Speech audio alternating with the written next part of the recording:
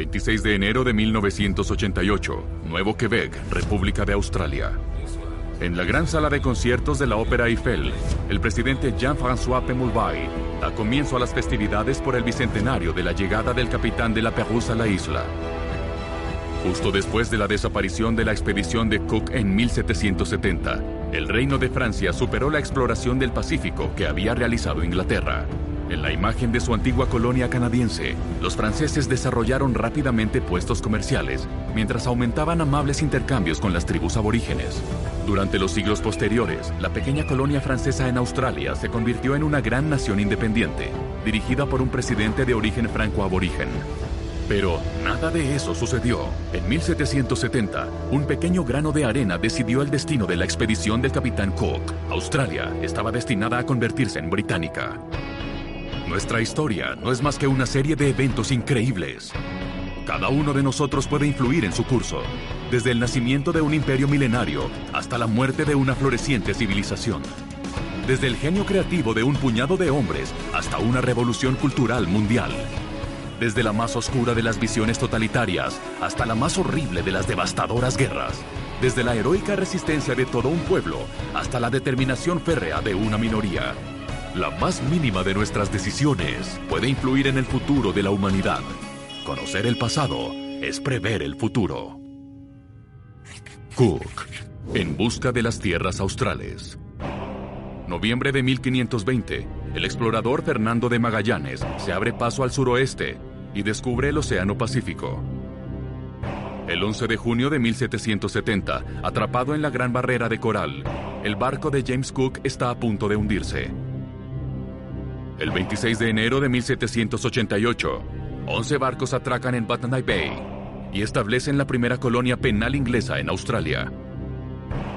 Estos tres eventos, inextricablemente vinculados, son momentos clave durante las expediciones europeas por todo el Océano Pacífico.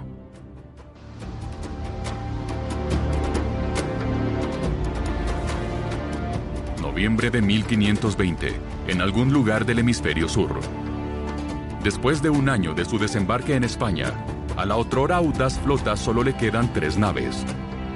Después de enfrentar tormentas, motines y enfermedades, perseguidos por el miedo a caer por el borde del planeta, que algunos todavía creían plano, los tripulantes se ven obligados a confiar en su capitán, Fernando de Magallanes. Subordinado a la corona española, este capitán portugués está convencido de que puede descubrir la ruta occidental, un pasaje hipotético hacia el sur del continente americano que proporcionaría acceso a Asia, pero eludiendo África. El 27 de noviembre de 1520, este estrecho, que algún día será denominado en su honor, revela un vasto océano, al parecer tranquilo, y por eso lo bautiza como Océano Pacífico.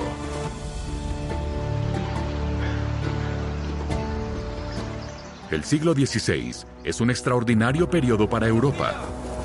El viaje de Cristóbal Colón cambia todo. El descubrimiento de un nuevo e inmenso continente abre grandes perspectivas. Siguiendo el ejemplo de Magallanes, los intrépidos exploradores desafían los peligros para superar los límites del mundo conocido. Descubrir nuevas tierras que pueden ser poseídas y donde fundarán nuevas colonias. En la primera mitad del siglo XVI, los españoles conquistaron la mayor parte de la costa del Pacífico en América del Sur. Por su parte, los portugueses abren una nueva ruta de especias que rodea África y pasa por el Cabo de la Buena Esperanza. Asia está al alcance. Pesados y poderosos galeones hispanos surcan las aguas del Nuevo Mundo. Las embarcaciones llenas de riquezas se dirigen a Europa. A principios del siglo XVII, la exploración portuguesa se ve superada gradualmente por la expansión holandesa. Este pequeño país con grandes ambiciones está enviando a sus capitanes a la conquista de lo desconocido. En 1642, uno de ellos, Abel Tasman, descubre una isla que más tarde llevaría su nombre, Tasmania. Navega por las costas de Nueva Zelanda. Luego, mapea la costa norte de Australia y la llama New Holland. Pero estas expediciones no dejan de ser extremadamente peligrosas. Los barcos no salen bien librados durante estos largos viajes. Los instrumentos de navegación y observación son rudimentarios y las catastróficas condiciones sanitarias aniquilan a las tripulaciones. Bienvenidos a la memoria de la humanidad. Cada evento histórico, independientemente de cuán pequeño sea, se registra y se conecta. Solo se necesita cambiar uno para modificar a todos los demás. Aquí podemos controlar el tiempo, analizar y comparar miles de millones de eventos para reescribir la historia de maneras infinitas. Por ejemplo, subamos a bordo de una embarcación del siglo XVII. Las maniobras requieren grandes tripulaciones. Todos estos hombres, confinados en espacios pequeños, comparten sus vidas, sus literas y sus gérmenes. Las epidemias son comunes y más temidas que los piratas.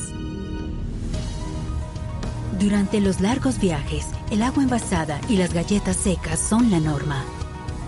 La ausencia de opciones de conservación de alimentos frescos provoca graves enfermedades y deficiencias entre los marinos. La más frecuente es el escorbuto, una deficiencia de vitamina C que puede ser letal. La mejor manera de evitarla es llevar limones a bordo o hacer numerosas paradas para abastecer productos frescos. Durante los largos viajes, muchos capitanes también intentan hallar una cura milagrosa.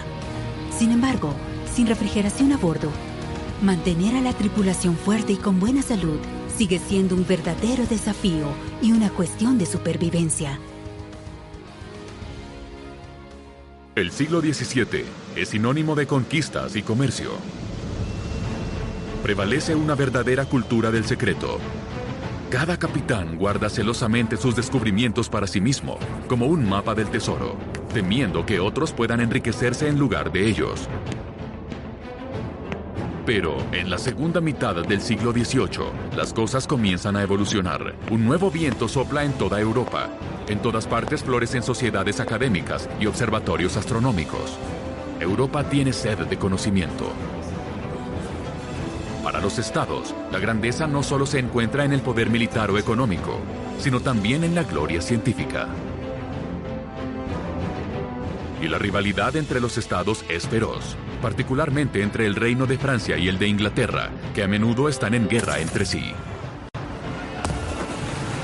En 1763, Francia perdió la Guerra de los 7 Años. Al final del conflicto, se vio forzada a renunciar a una gran cantidad de sus posesiones en el extranjero. La rivalidad con su enemigo jurado empuja al reino a buscar nuevas oportunidades económicas. Así que Luis XV encarga una ambiciosa expedición. Bajo la apariencia de una misión diplomática, Louis-Antoine de Bougainville recibe el honor de zarpar rumbo a Asia para desarrollar el comercio y descubrir nuevas tierras. Pero eso no es lo único que hará. En el siglo XVIII, el reino de Francia se baña a la luz de filósofos y enciclopedistas. Apasionado por las ciencias, Bougainville lleva a un astrónomo, un naturalista y un cartógrafo a bordo. Harán observaciones y establecerán registros que glorificarán la ciencia y el reino de Francia. Sin embargo, a bordo, los científicos siempre se apresuran a desembarcar y hacer observaciones, mientras que los marineros prefieren la seguridad y la velocidad que encuentran en el agua. La convivencia en el barco no es fácil. El 2 de abril de 1768, la expedición llega cerca de una tierra elevada y empinada, que se compone de 2 montañas conectadas por un estrecho istmo, Tahití. El capitán lucha desesperadamente por controlar a sus hombres, que están cautivados por la belleza de las mujeres tahitianas y la idílica vida en la isla. La descripción de Bougainville de este desembarque, escrito en su diario, es inspiradora. Habla de un paraíso en la tierra, el jardín del Edén. Sin embargo, las cosas son más complicadas de lo que parecen. Oceanía contiene numerosas sociedades culturalmente ricas y diversas. Los melanesios y micronesios en el oeste, los polinesios en el este y los aborígenes en Australia. Los asentamientos de este vasto territorio, que ocupa 1/3 de la superficie del mundo, ha progresado desde Asia, milenio tras milenio.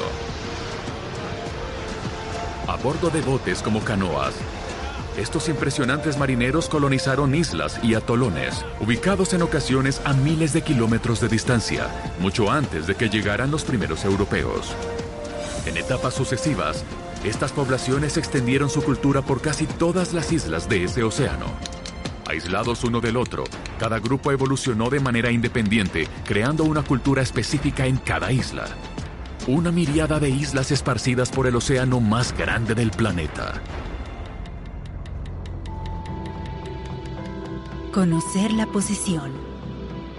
Para establecer su rumbo, los cartógrafos trazaron una cuadrícula en la superficie del globo.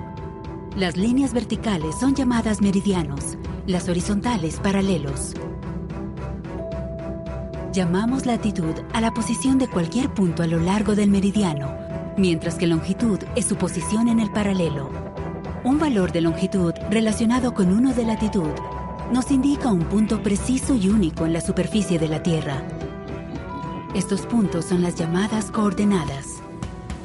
Se puede determinar la latitud exacta observando el Sol y las estrellas, pero medir la longitud es otra historia. Primero, se debe determinar el meridiano utilizado como punto de referencia. A continuación, hay dos técnicas opuestas. El método de la astronomía, utilizado con éxito durante el viaje de Bougainville, y el segundo método que exige el desarrollo de un cronómetro sumamente preciso y confiable. Este último método fue utilizado por James Cook para su segunda expedición. Hoy, ambas técnicas fueron reemplazadas por el uso de satélites y el sistema de posicionamiento global. Siglo XVIII. Gran Bretaña domina casi todos los mares del mundo.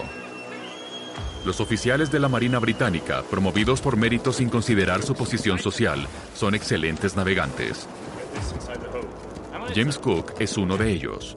Primero, contratado como aprendiz de marino en un barco mercante, se unió a la Armada Real en 1755 y ascendió metódicamente de rango. Después de 2 años de servicio, se convirtió en un experto navegante y después, en junio de 1759, participó en una expedición hacia la ciudad de Quebec. Bendecido con extraordinarias habilidades para la cartografía, ayudó a la flota británica a navegar con seguridad por el río San Lorenzo. Al final de la guerra, después de llamar la atención de la Royal Society, es elegido para liderar un nuevo tipo de expediciones. Viajes al otro lado del mundo para observar el tránsito de Venus a través del Sol. Un evento que ocurre una vez cada siglo. El rey autorizó esta misión con la condición de que el explorador aprovechara esta oportunidad para hallar y tomar posesión del mítico continente austral. Esta tierra legendaria, que se creía ubicada en el Pacífico Sur, alimentó las fantasías de todos.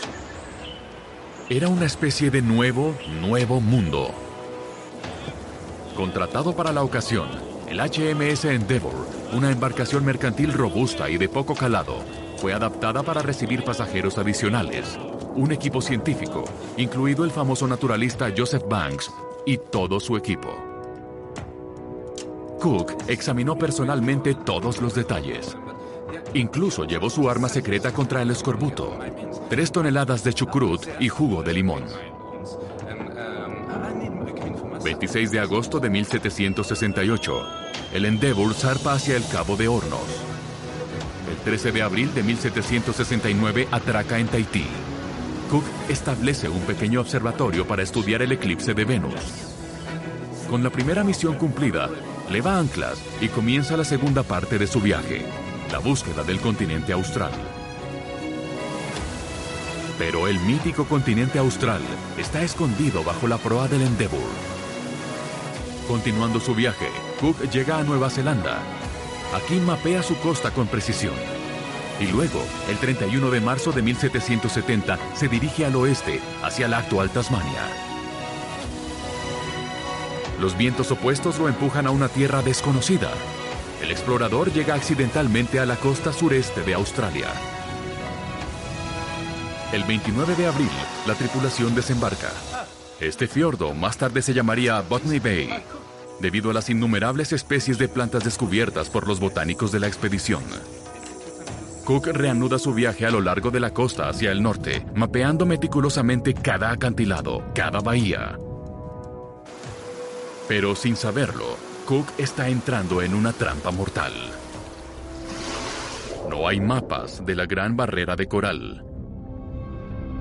Y el 11 de junio, la tripulación queda paralizada por un siniestro crujido. El Endeavour acaba de encallar. Llenos de pánico, descargan el barco y luchan contra el agua que inunda el casco. El barco está a punto de hundirse y toda su tripulación con él. Durante todo el día, los hombres lucharán para liberar al barco de la trampa de coral. Todos se turnan en las bombas, y ahora el Endeavour está a centímetros de hundirse. De repente, uno de los tripulantes tiene una idea ingeniosa: estirar una vela debajo del casco para tapar temporalmente la filtración. Después de una semana al borde del abismo, el barco dañado logra llegar a tierra. La tripulación está exhausta, pero la expedición se salva. Llegamos a un punto de divergencia. Un punto de divergencia es un momento clave, una encrucijada en nuestra historia en el cual nuestro mundo puede oscilar de un lado a otro. James Cook y su tripulación acaban de evitar un naufragio que sin duda habría sido fatal. Si la expedición hubiese fallado, Inglaterra no habría descubierto ni tomado posesión de Australia. Años más tarde, la expedición de Jean-François de la Pérouse habría sido la primera en trazar un mapa del continente insular y en establecer una colonia allí.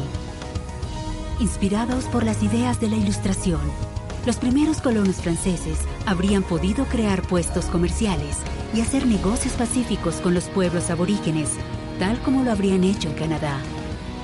Los aborígenes, considerados habitantes legítimos de Australia, podrían haber conocido menos opresión y haber conservado la posesión de sus tierras ancestrales. Hoy, Australia seguiría siendo un país cosmopolita, pero francófono. 13 de julio de 1771, Inglaterra. La expedición ha regresado. Después de terminar unas improvisadas reparaciones, la tripulación puede salir de Australia y regresar a casa después de una ausencia de 3 años. El Endeavour lleva consigo más de 1000 especies de plantas, cientos de insectos y animales, muestras minerales y miles de dibujos de observación.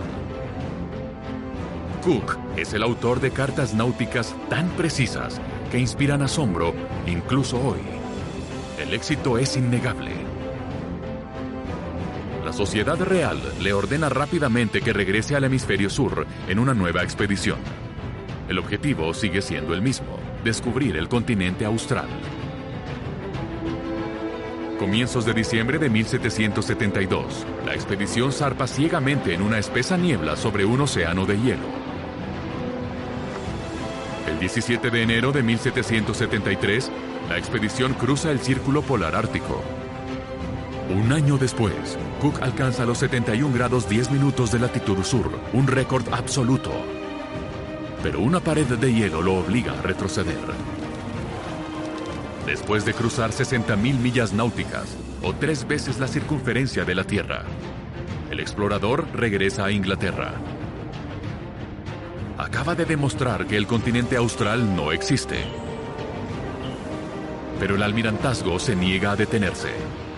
En 1776, con casi 50 años, Cook lidera una tercera expedición.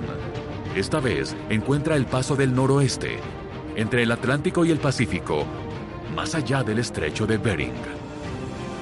Los únicos mapas disponibles resultan completamente equivocados.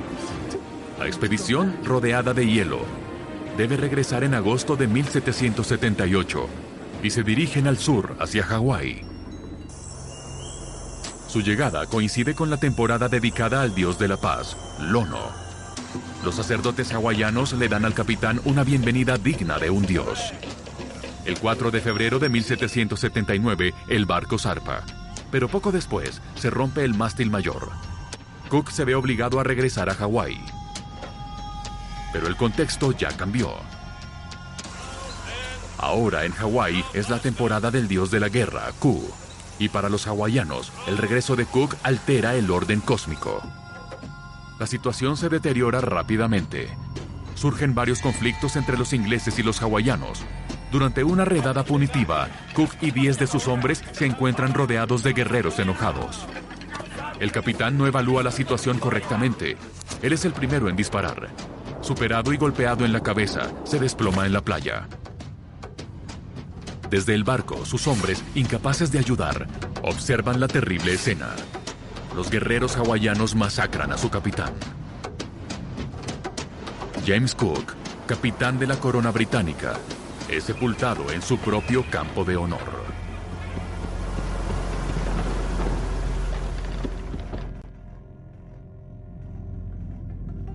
Los hechos de los héroes. El capitán James Cook hace parte del panteón de los exploradores. Varios siglos después, la NASA bautizó 2 de sus naves espaciales, Endeavour y Discovery, como homenaje a las naves de Cook. El simbolismo es fuerte. Los astronautas son exploradores de los tiempos modernos y siguen el ejemplo de Cook y Bougainville. Aunque las fronteras han cambiado, los riesgos no. El 28 de enero de 1986, el transbordador espacial Challenger explota justo después de haber despegado, con 7 miembros de la tripulación a bordo.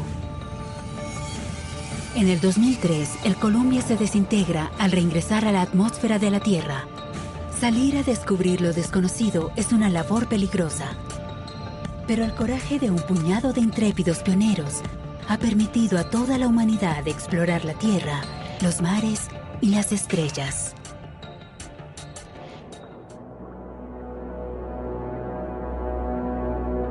Su herencia es monumental. Su contribución al inventario del mundo es inconmensurable. Este cartógrafo y explorador pasó 12 años de su vida en el Océano Pacífico. No vio el nacimiento de muchos de sus hijos. Todos ellos crecieron en ausencia de su padre. Su esposa enterró a 4 de sus hijos sola. Era el precio que había que pagar. La era de la Ilustración arrojó nueva luz sobre las poblaciones nativas. Después de la colonización del continente americano, que fue desastrosa para los lugareños, los filósofos del siglo XVIII se dieron cuenta de que cada sociedad era un ecosistema frágil y que las decisiones desafortunadas podían destruirlos para siempre. Afortunadamente, la diversidad de las culturas del Pacífico no ha sido destruida por el paso del tiempo, como fue el caso, infortunadamente, de la isla más grande del mundo, Australia. En agosto de 1770, durante su primer viaje, Cook tomó posesión de la costa este de la isla, ignorando deliberadamente el hecho de que esta tierra ya estaba poblada. Esta posesión ilegítima abrió el camino para la colonización del continente insular. El 26 de enero de 1788, cerca de Botany Bay, se fundó una colonia penal poblada por convictos que Inglaterra ya no quería en sus tierras. En un siglo, Gran Bretaña exilió 160,000 prisioneros al otro lado del mundo. Bajo la presión combinada de las enfermedades, los colonos y el alcohol, los aborígenes presentes en estas tierras desde los albores del tiempo observaron cómo su población disminuía drásticamente. Hoy, los aborígenes representan menos del 3% de la población australiana. Pero esa es otra historia. Empujando los límites. En el siglo XVIII, la humanidad se embarcó en una exploración científica del mundo. El objetivo era conocer más sobre los límites de los continentes y desarrollar una lista de organismos vivos, desde el hongo más pequeño hasta los mamíferos más grandes. En el transcurso de estos viajes, se identificó y catalogó una impresionante cantidad de especímenes en enciclopedias y museos. Esta tarea colosal ayudó a empujar los límites de la ignorancia. Hoy, ¿qué nos queda por descubrir? ¿Todavía hay fronteras para ser abordadas? Desde el punto de vista geográfico de la Tierra, realmente no. Pero, ¿qué hay del espacio, con cuerpos celestes infinitamente grandes o muy pequeños? ¿Qué sabemos realmente sobre los agujeros negros y sobre cómo funcionan nuestros cerebros? En un momento en que se acaba de publicar el primer mapa del genoma humano, frente al progreso astronómico de la inteligencia artificial y los proyectos de colonización de Marte, parece que estamos en el amanecer de una nueva era de exploraciones.